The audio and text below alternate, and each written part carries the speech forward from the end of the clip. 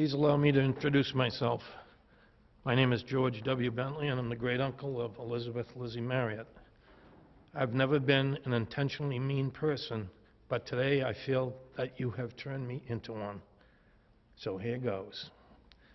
Through the devious lines of communication that you have already taken advantage of during your incarceration, you might have heard that I and several of my family members refuse to refer to you by name, as it has always been very disturbing to us. Prior to preparing my victim's impact statement for your first-degree murdering accomplice, Princess Scumbag, I asked the state for permission to address you as the scumbag, as you seem to enjoy nicknames. Sicko, animal, pervert, and deadheart are also considered.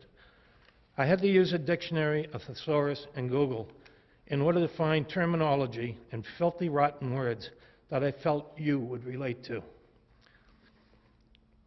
After wasting our time on Tuesday, your presence here puzzles a lot of us. It can't be the standard change of heart, because we all know you don't have one. By the way, I believe I saw a beater out in the parking lot. Do us all a favor and try to use it today. You'll have to understand that my family and I were brought up under honest, clean-living, law-abiding, and God-fearing conditions. I'm sure that you were also brought up under similar conditions. As a matter of fact, from what I understand, you were even provided what most people would consider a pampered lifestyle, starting off with a private secondary education at prestigious Brewster Academy, followed by a 4-year free ride at UNH. Now, let's review how it appears that you put all of that newly acquired knowledge to work. I've updated your resume for you. During the trial, it was brought out that you were a visionary.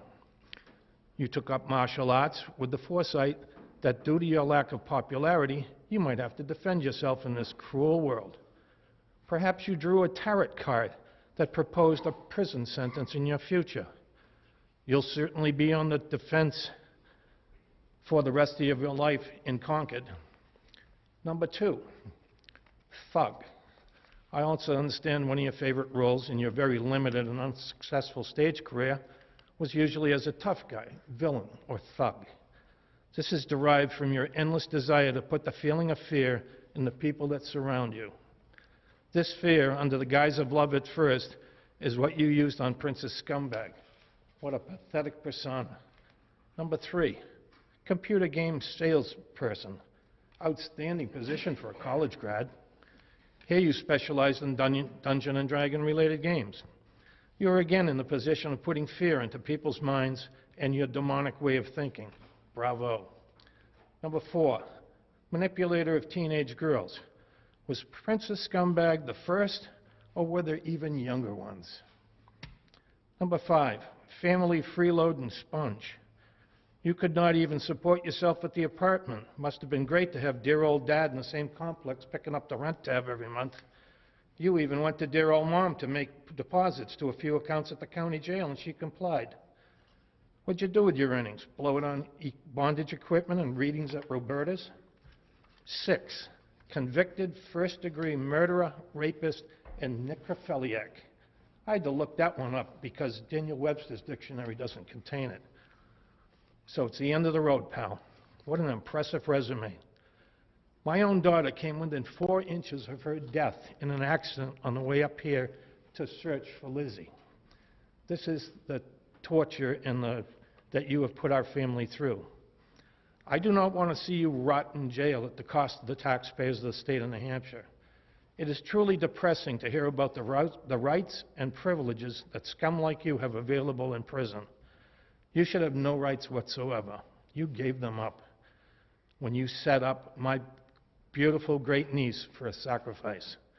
For the atrocious crimes that you feel that you've had the right to commit during your 32 miserable years of life and have never shown one second of compassion or remorse, I hope that they put you in the general population of the prison where you will be exposed to the other sick, demented, perverted convicts that will take a liking to you. I hope that you reach the point that you have a renewed thoughts of suicide and are successful in the fulfillment of that action. it would be suitable to a coward like you. Ask the guards for 700 count sheets. They should work. An absolutely pathetic, inhumane being like you has no useful, logical reason to remain on this earth. You have no respect for life itself. You have no respect for family. You have no respect for the laws of the land. You have no respect for New Hampshire law enforcement. You could not accept hearing the word no from anyone. You tortured and sodomized a young teenager, your own girlfriend. You better get used to saying the word yes for the rest of your miserable life in prison. You were a cold, calculating, manipulative son of a blank.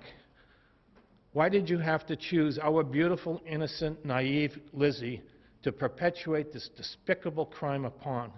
She had a beautiful, protective future planned for improving the one part of the planet that we as humans have not totally ruined yet by renewing the sea, by becoming a marine biologist. You chose to follow a future of sadism, and as a result have destroyed life. You have caused a horrible disruption in our lives for almost 2 years now with no end in sight. You have taken away the joy of the special days in our life. You have taken a beautiful piece of our hearts and the lives of all my family and Lizzie's family and friends. Nothing will ever replace that void. The true coward in you came out when you tried to stop this day from taking place. Cowards take the easier way out. Do us a favor and tie that knot real tight before November. Rot in hell, you degenerate. My heartfelt thanks to the AG's office, the prosecutors and staff. Bridget Feeney, phenomenal job. You have a heart of gold. And the Hampshire law enforcement community for their dedication to this entire situation and the professional and personal treatment to my entire family. A tip of the hat to the many people that braved the rough seas in the longest search that I can ever remember. You all put your hearts and souls into this, and my entire family sends its heartfelt appreciation. May God bless you all. Thank you, Your Honor.